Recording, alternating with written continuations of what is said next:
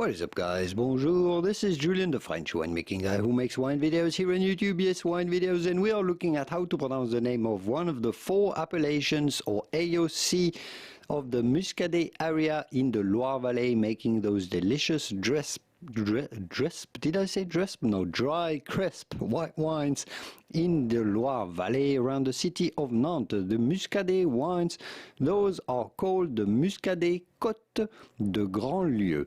Muscadet Côtes de Grandlieu. The other appellation that is even more famous, that is a specific area of the Muscadet, is the Sèvres et Maine, but this is the Muscadet Côtes de Grandlieu with the typical French pronunciation Côtes de Grandlieu. The D to Grandlieu is definitely silent.